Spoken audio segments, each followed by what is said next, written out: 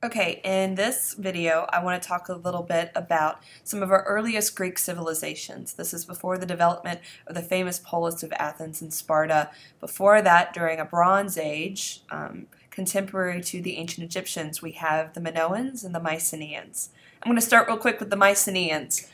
They are a warrior class city. This is the famous Lion's Gate that leads into the fortified walls of Mycenae. They were governed by an aristocracy, so the wealthy warriors of the city. And you can see the power they demonstrated with their fortification and the two lions leading in. It's a very imposing structure when you walk into it. It is sitting on top of one of the great hills and mountains of Greece. The people would have lived around the fortification with the wealthy warrior nobility living within inside.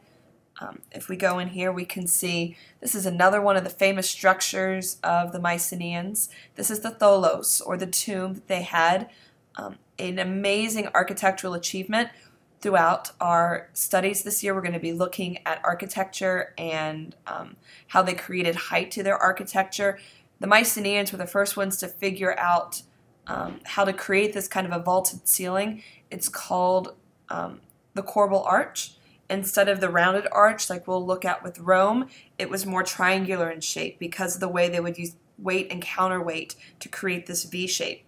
You can kind of see here when you look at the triangular shape above the doorway, and then once you're on the inside, you can see how the structure creates a bee-like shape on the inside, a beehive looking honeycomb effect on the inside. Again, they created this archway, this triangular shaped, and then smoothed and rounded it out on the interior and used the earth around it to kind of help keep the balance point of it.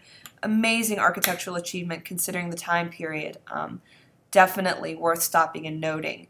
The Mycenaeans are also very famous.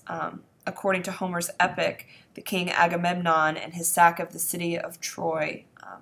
So the Mycenaeans come up in pop culture. We'll discuss more of this in class, but I wanted to go ahead and introduce you to this aggressive warrior society.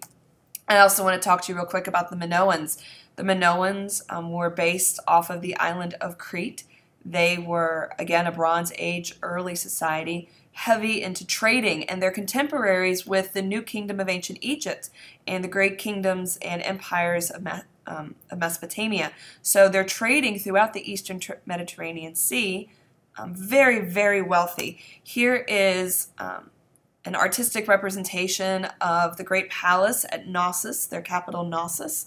You can see just how expansive and fancy and wealthy the people were of Knossos. You can see the interior, the heavy decorations, and this is because of their range of trade.